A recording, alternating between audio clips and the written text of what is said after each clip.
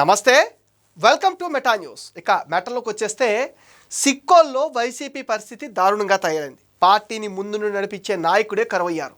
ఓవైపు నేతల మధ్య వర్గ విభేదాలు, మరోవైపు సీనియర్లంతా సైలెంట్ అయిపోవడంతో క్యాడర్ దిక్కుతోచని పరిస్థితిలో పడిపోయింది. 1-2 నియోజకవర్గాలు మినహా ఉమ్మడి జిల్లాలోని దాదాపు అన్ని చోట్ల గ్రూపుల గోల నడుస్తుంది. పార్టీ కష్టకాలంలో ఉన్న నేతల తీరు మాత్రం అసలు మారటం లేదంటుంది క్యాడర్.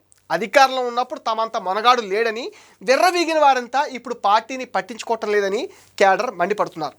యుగోలకు పోతూ పార్టీని బలహీనపరుస్తున్నారని ఫైర్ అవుతున్నారు.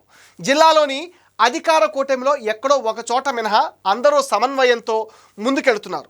3 పార్టీల నేతలు కలిసి నడుస్తున్నారు. కానీ వైసీపీలో మాత్రం ఆ పరిస్థితి లేదని కార్యకర్తలు అంటున్నారు. నియోజకవర్గ స్థాయిలో ఉన్న గ్రూపులు పార్టీని మరింత బలహీనపరుస్తున్నాయని ఆందోళన కూడా వాళ్ళు వ్యక్తం చేస్తున్నారు. ప్రస్తుత పరిస్థితులు చూస్తూ ఉంటే పార్టీ నానాటికి దిగజారుతుందే తప్ప పరిస్థితులు మెరుగుపడే అవకాశం అయితే కనిపించటం లేదంటున్నారు.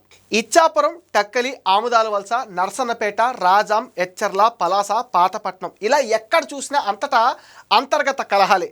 దీని అంతటికి పార్టీ సీనియర్ వైఖరే కారణమంటున్నాయి కింద స్థాయి నాయకులు. ఇచ్చాపురం ఇన్ఛార్జ్ పిరియా విజయలక్ష్మి జిల్లా పరిషత్ చైర్పర్సన్గా కూడా ఉన్నారు. ఆమె పార్టీ కార్యక్రమాలను ముందుకు తీసుకెళ్లే ప్రయత్నం చేస్తున్నారట. కానీ నియోజకవర్గానికి చెందిన కొందరు కీలక నేతలు మాత్రం ఏమీ పట్టనట్టుగా వ్యవహరిస్తున్నారట. పార్టీ అధికారంలో ఉన్నప్పుడు పదవులు వెలగబెట్టిన వారు ప్రస్తుతం మొహం చాటేస్తున్నారని క్యాడర్ ఆగ్రహం వ్యక్తం చేస్తుంది. పలాసలోనూ ఇదే పరిస్థితి. ఇక గతంలో యాక్టివ్గా ఉన్న మాజీ మంత్రి సిదిరి అప్పలరాజు సైతం మున్సిపల్ చైర్పర్సన్ విషయంలో తేడాగా ఉన్నట్టుగా తెలుస్తోంది.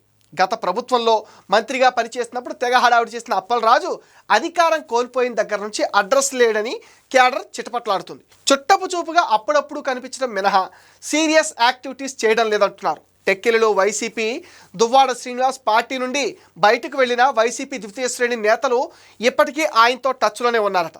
దువ్వాడ శ్రీనివాస్ సస్పెండ్ అయ్యాక అక్కడ పేడార్ తిలక్ను జగన్ ఇన్ఛార్జ్గా నియమించారు. అయితే అక్కడ తిలక్కు వ్యతిరేకంగా దువ్వాడ వాణి చక్రం తిప్పుతున్నారట. దీంతో టెక్కల్లో వైసీపీ 3 ముక్కలాట పరిస్థితి కనిపిస్తోంది. ఇక ఆమదాల వలసలో కొత్త ఇన్ఛార్జ్ రవికుమార్కు మాజీ స్పీకర్ తమ్మినేని సీతారాం వర్గం అస్సలు సహకరించడం లేదంటున్నారు. ఆమదాల వలస ఇన్ఛార్జ్ పదవిని తమ్మినేని తన తనయుడికి ఇప్పించుకోవాలని భావించారు. కానీ జగన్ ఆ పదవిని మరొకరికి అప్పగించడంతో తట్టుకోలేకపోతున్నారు.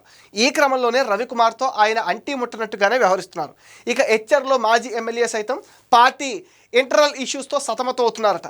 రాజాంలో కొత్త ఇన్ఛార్జ్ డాక్టర్ తలేష్ రాజేష్, మాజీ ఎమ్మెల్యే కంబాల జోగుల వర్గాల మధ్య అంతే స్థాయిలో కోల్డ్ వార్ ఉందంటున్నారు. ఇక ధర్మాన బ్రదర్స్ గురించి చెప్పుకోని అవసరం లేదంటున్నారు. పార్టీ పరాజయం పాలైన దగ్గర నుంచి ధర్మాన ప్రసాదరావు గడప దాటం లేదు. అసలు ఆయన పార్టీలోనే ఉంటారో లేదో తెలియని అయోమయ స్థితి కూడా నెలకొంది. ఇటు ధర్మాన కృష్ణదాస్ సైతం కేసుల భయంతో మౌనంగానే ఉంటున్నారని అంటున్నారు. ఇలా ఏ నియోజకవర్గాన్ని చూసినా ఎక్కడికక్కడ తన్నుకోవడాలు, కొట్టుకోవటాలు, తలంటు పోసుకోవడాలు తప్ప కష్టాల్లో ఉన్న పార్టీని కలిసి నడిపిద్దామన్న స్పృహ ఒక్కరికి లేదన్నది లోకల్ పార్టీస్ వాయిస్.